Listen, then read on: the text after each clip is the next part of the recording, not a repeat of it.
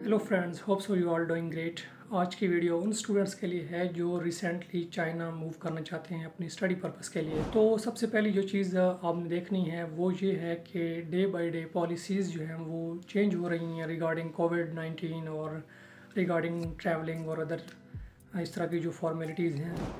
तो हमारे साथ हुआ कुछ इस तरह के हमें ये कहा गया कि आप लोगों ने 3 टेस्ट जो है ना वो पीसीआर के लाहौर से करवाने हैं और 2 टेस्ट जो है ना वो दुबई से आपके होंगे, क्योंकि हमारी एक ट्रांजिट फ़्लाइट थी विया दुबई। तो हम जिस दिन 48 घंटे पहले का हिसाब से हम घर से निकले तो रास्ते में ही मुझे दोस्त की कॉल आई और उसने बताया कि आपकी जो है ना पॉलिसी चेंज हो चुकी है। अभी अभी अपडेट आई है चाइनीज़ एम्बेसी की जो वेबसाइट है उसके ऊपर। तो जब हमने देखा तो वो लिखा हुआ था कि विद इन 48 आवर्स आपको एक ही पीसीआर कंडक्ट करवाना है, एक ही पीसीआर आपको चाहिए। तो उसका हमारा ये फ़ायदा हो गया। तो एक तो हमने लाहौर जाने के हमारे जो 2 दिन के एक्सपेंसेस थे और हमारे जो पीसीआर के एक्सपेंसेस थे वो बच गए। और उसके बाद हमें ये भी पता चल गया कि आगे दुबई में भी हमें एक ही करना है। तो वो ये था कि अगर आपकी डायरेक्ट फ़्लाइट है तो आप ओरिजिन कंट्री से कर सकते हैं पीसीआर, और अगर आपकी ट्रांजिट फ़्लाइट है तो आप ट्रांजिट कंट्री से भी पीसीआर कर सकते हैं विद इन 48 आवर्स के अंदर अंदर। तो सबसे पहली जो इम्पोर्टेंट चीज़ है वो ये है कि आपने इन टच रहना है उन पॉलिसीज़ और जो भी नई आती हैं चीज़ें उनमें। सबसे पहले आपने चाइनीज़ एम्बेसी की जो वेबसाइट है उसको विज़िट करना है। अगर आप ट्रैवलिंग कर रहे हैं तो भी, अगर आप अभी ट्रैवलिंग करने का इरादा रखते हैं तो भी आपको हर दिन और जब भी आपको टाइम मिले आपने लाजमी वेबसाइट चेक करनी है। और दूसरी चीज़, जिस भी आप फ़्लाइट से आ रहे हैं उसकी लाजमी वेबसाइट को विज़िट करते रहें उनकी, चूँकि बाज़ औक़ात ये होता है कि फ़्लाइट्स की भी कुछ फॉर्मेलिटीज़ होती हैं रिगार्डिंग एनी सिचुएशन।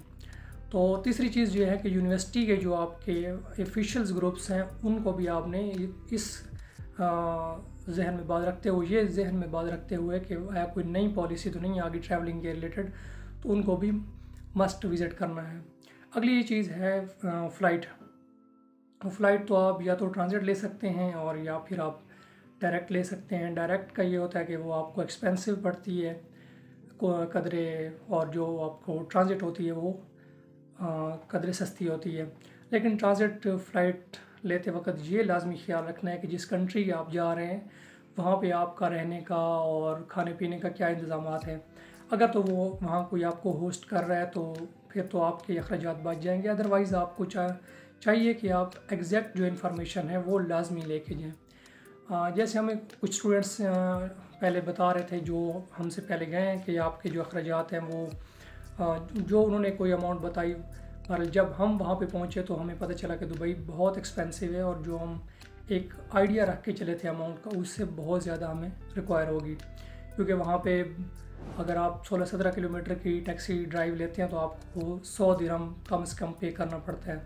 अगर आप जैसी एयरपोर्ट से निकलते हैं तो वो जो आपको टैक्सी वहाँ से मिलती है उसके आपको तकरीबन 30 या 27 दिरहम इजाफी पे करने पड़ते हैं। तो वहाँ पे ये कुछ सिलसिला इस तरह का। फिर आपने जहाँ पे आपकी रिहाइश है वहाँ से आपने पीसीआर टेस्ट कंडक्ट करना है और फिर दोबारा जाना है, और फिर जब आपने आना है तो वो अखराजात आप उस हिसाब से देख लीजिएगा। क्योंकि हो सकता है कि जो आपको गाइड कर रहा हो उसके एक्सपीरियंस डिफरेंट रहा हो, या उसकी कोई लोकेशन नियर हो, या कोई और अदर एक्सपीरियंसेस उसके साथ भी हो सकते हैं। तो आपने जिससे भी इंफॉर्मेशन ले रहे हैं कोशिश करनी है कि उससे कुछ ज़्यादा अमाउंट में आपके पास पैसे होने चाहिए। अगर आप डायरेक्ट आ रहे हैं तो आप फ़्लाइट लेने से पहले थोड़ा सा ये मुवाजना कर लें कि डायरेक्ट फ़्लाइट और ट्रांजिट लेते हैं तो वो सारे अखराजात मिला के आपको कितना एक प्रॉफिट हो रहा है। अगर तो बहुत ज़्यादा आपको कोई मार्जिन मिल रहा है तो दैट्स इट गुड। अदरवाइज़ ये है कि आप डायरेक्ट फ़्लाइट ले लें।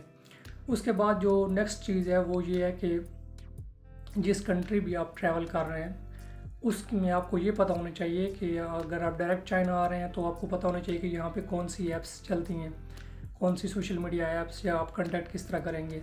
अगर आप दुबई जा रहे हैं तो आपको पता होना चाहिए वहाँ कौन कौन सी ऐप रिस्ट्रिक्टेड है या कौन सी ऐप चलती हैं। तो उसके अकॉर्डिंग आपने वो ऐप जो है वो अपने घर से इंस्टॉल करके निकलनी है ताकि आपको रास्ते में दोबारा वहाँ पर जाके कोई परेशानी ना हो।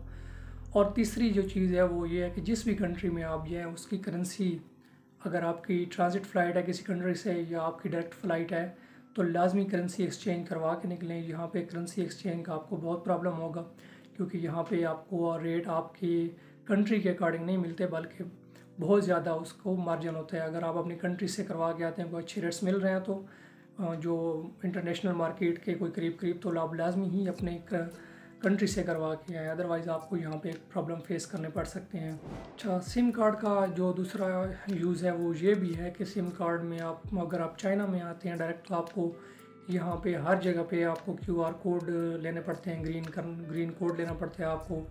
आप जिस होटल में स्टे करते हैं वहाँ पे आपको ग्रीन कोड मिलता है, वहाँ पे आपको ये ऐप लॉगिन करनी पड़ती है। आप नेक्स्ट जब आते हैं तो ट्रेन स्टेशन पे आपका चेक करते हैं, अगर आप एयरपोर्ट से आते हैं तो एयरपोर्ट के आपका ग्रीन कोड चेक करेंगे। तो उसके लिए ज़रूरी है कि जब भी आप जैसे ही आप कंट्री में लैंड करें, या वो ट्रांजिट कंट्री हो या वो मेन चाइना हो, तो आप वहाँ की सिम लाजमी ले लें। एक तो वो राब्ते के लिए भी बहुत ज़रूरी है, और दूसरी आपको जगह जगह पे जो है ना वो ये प्रॉब्लम होंगे। हमारे साथ ये हुआ कि हमें दुबई जो एयरपोर्ट है उनकी, वहाँ पे हमें सिम मिली थी। हम 3 दोस्त थे, हमें एक सिम मिल गई थी, तो हमारा उससे काम चल गया। और चाइना के अंदर जब हम आए तो हमने अभी तक सिम नहीं ली कि हम वाईफाई चला लेंगे या बाद में लेंगे क्वारंटाइन पीरियड के बाद। तो हमें काफ़ी डिफ़िकल्टीज़ फेस करनी पड़ी हैं इस चीज़ के लिए कि हमारे पास सिम नहीं थी। अगर सिम होती तो वीचैट भी हमारा वेरीफाई हो जाता है, और बाकी ऐप्स भी चाइना की जो हैं वो उसके अकॉर्डिंग आप अपनी प्लान करते हैं। अगर आप अपने पाकिस्तान वाले नंबर से काम चलाते हैं तो फिर आपका कोड जाता है पीछे, और अगर जो नंबर ऑन होगा आप वो देंगे और उसका कोड जाएगा, फिर आपको कोड मिलेगा। तो बाज़ जगह पे आपके ये कोई ट्रेन या कोई इस तरह की जो आगे अपने काम करना है वो मिस भी हो सकता है। तो मस्ट इंश्योर करें कि जिस भी कंट्री के अंदर आप जा रहे हैं उसकी लाजमी एयरपोर्ट के ऊपर सिम भी चेंज कर लें, और आपके पास उसकी करेंसी भी होनी चाहिए। और एक और चीज़ जो है वो ये है कि होटल के रिगार्डिंग इन्फॉर्मेशन आपके पास एग्जैक्ट होनी चाहिए। हमें कुछ स्टूडेंट्स ने गाइड किया कि आपका कोविड जो है वो विद मील जो है आपको 1 लाख रुपए तक हो जाएगा, पे करना पड़ेगा। लेकिन जब हमसे ऑफिशियल डॉक्यूमेंट्स लिए गए थे तो उनमें कोई इस तरह की चीज़ नहीं थी कि आपका एग्जैक्ट ये अमाउंट होगी, या वो डिपेंड करता है कि आप किस होटल में जाते हैं और आपको वो किस होटल में ले जाते हैं, तो वहाँ के रेट्स के अकॉर्डिंग। तो जब हमें तो ये कहा गया था कि जैसा कि मैंने बताया 1 लाख रुपए, तो जब हम यहाँ पहुँचे तो हमें आइडिया हुआ कि 1 लाख नहीं है, ये तो 2 लाख रुपए सिर्फ विदाउट मील इस होटल के एक्सपेंसेस हैं। तो ये बाद में आपको डिफ़िकल्टीज फेस करनी पड़ सकती हैं।